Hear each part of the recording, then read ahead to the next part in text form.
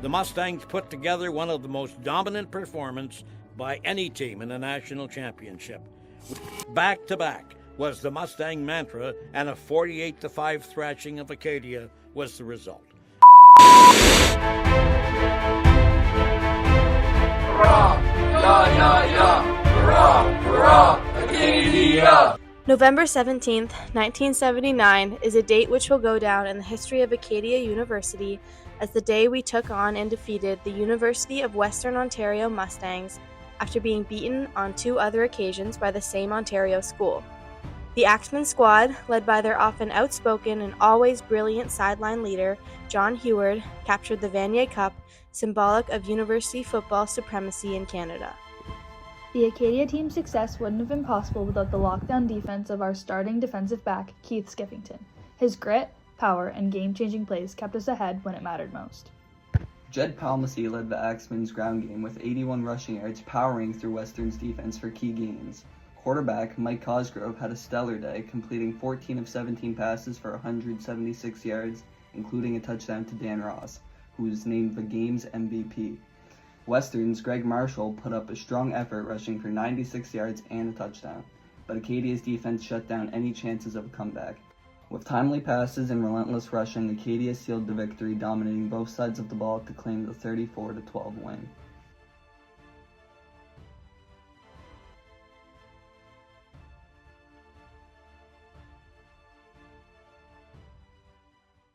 Today we're joined by Keith Skiffington of the Acadia Axemen. Thanks for joining us. Thank you for having me. Keith, take me through the 1979 Vanier Cup. What was going through your head at the time? Of course, that's a great question. So the Vanier Cup was kind of the peak of my career, you could say.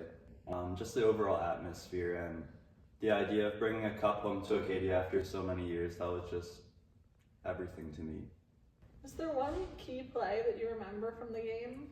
Well, it started, Western scored on the first drive and marched the ball pretty easily against us. Western was using new plays we hadn't seen before, and we had to adjust as they were up by 8 after the first quarter. We were getting beat in all aspects, and our defense got off to a very rough start. The start rattled us a bit, but Coach gave us a wake-up call that I will never forget. We found our groove, and no one could stop us. So Acadia is filled with school spirit. What was the reaction like when you came back to campus? It was crazy. The fire trucks met us at the Welcome to Wolfville sign. We all got on top of the fire trucks and just everyone was around us cheering. It was awesome. What is your one major lasting memory of the game?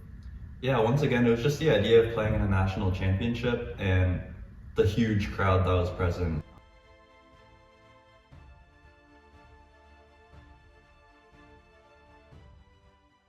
It was all slanted towards Western until we started winning. That turned around. But I remember being out the first series, and they ran around. They were quite a bit bigger than us. I remember they ran around the end, and all I could think in my mind was, oh, this must be what it's like to play pro football, because they were so big, right? And then we just sort of settled in, and then just played our game, and we kicked their butt. It was super exciting. Like I don't know if you've seen pictures of it, but the town was packed. Like the whole main street was packed. It was crazy. It's just the place was packed. And then we went to the gym. The gym was packed, and I get goosebumps just thinking about it.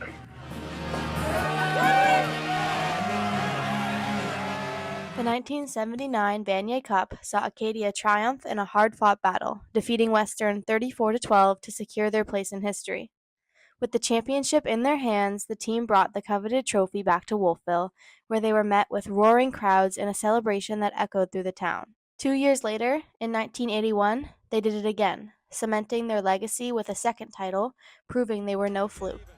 The Axemen had built up a dynasty in the making, a force to be reckoned with. And then nothing. The championship banner stopped, the victories faded, and the Vanier Cup has never returned to Acadia again.